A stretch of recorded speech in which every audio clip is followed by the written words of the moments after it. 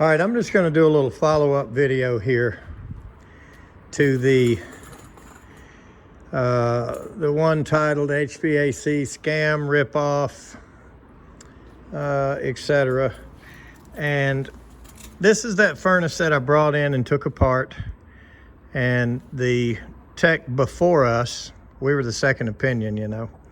The tech before us showed the customer some pictures, and you can tell it was of his inspection mirror. And he showed a couple of really drastic cracks that are nowhere on these heat exchanger cells, nowhere on this secondary heat exchanger. Now, a lot of comments on that video were, you know, I know where they cracked. They're cracked right here, blah, blah, blah. Look at this, look at that. You know, you did as bad as they did. Why didn't you test it? And for one thing, the customer owns his house and his furnace, not me. So I don't get to call the shots. Now, I absolutely offered first thing right off the bat, you know, I'd be glad to check it for you. Nope, he was not interested in that. And then I also noticed by the serial number that it was likely still under warranty because he had bought it new.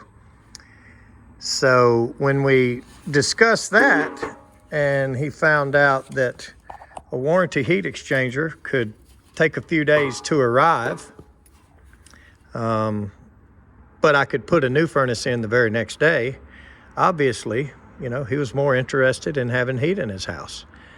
So, you know, all of you guys making these comments, obviously you don't own a business, you don't work for people, you don't understand. They're the boss, not me. Anyway, just to, you know, prove the point to some of these guys, and let's just, you know, show the key areas here of this thing. There's no cracks, certainly not the crack that was shown in the pictures. Now I'm going to show those again right now. Here they are.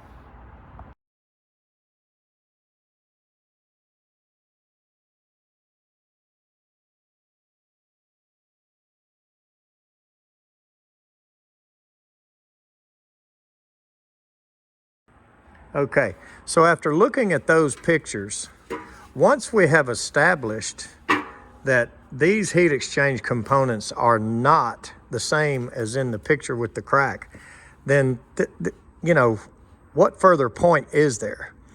But there's a lot of comments about, oh, I know where they crack. Look up in between the, you know, where the high limit it is. Take it out and, you know, all of that. So I'm going to look at these key areas real quick on camera and show there's no cracks here. Not that it matters, because like I said, the pictures they showed were absolutely not of this particular train furnace. I don't even know what furnace it was. But let's look close.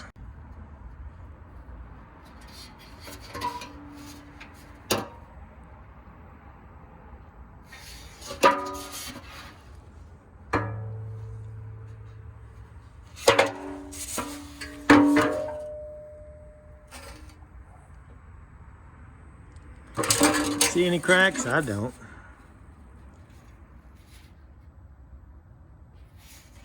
Certainly none that are going to show up on an inspection mirror.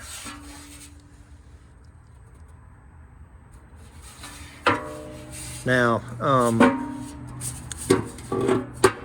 for the guys that were saying, hey, I know where they cracked, you know, they're all cracked, it could have been, whatever. The point is, the pictures that you just looked at again are not of these heat exchanger cells. Anyway, let's keep looking. And let's just make sure that these are not cracked. And I don't know where they could have possibly put that mirror in, what kind of furnace they did it in.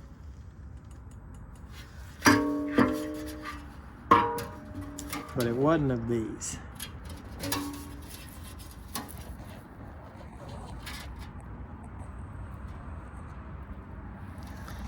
And no, I'm not going to fill them with water. I'm not going to do any of that.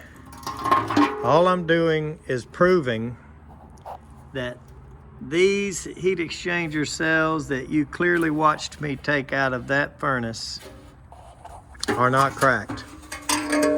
And that they are certainly not cracked in the picture shown of the cracks. And those pictures are absolutely not of this furnace. Now the high limit would stick between some of these, and there would be a crack if you're going to be able to see it with a mirror. And yes, I know these rings pop off, and yes, I know that there's typical problematic areas on these heat exchangers. I'm fully aware of that.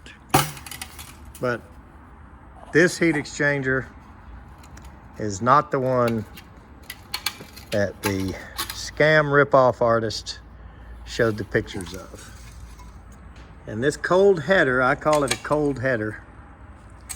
This cold header on this thing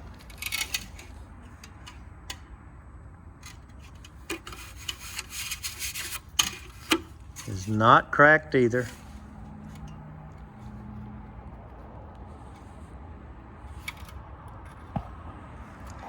And I don't see anywhere that he could have put that inspection mirror in and showed cracks like the ones he saw. Now that's a seam right there. That's not a crack that you're looking at up in there. It's right here. So I think we can go ahead and establish the guy was trying to scam, rip off, steal, whatever you want to call it, the unsuspecting people. And that right there is evidence for an upcoming legal battle that I'm not part of, if I can help it. But if it does come to that, I'll produce that evidence and I'll be a witness for the customer that almost got scammed and ripped off. But nonetheless,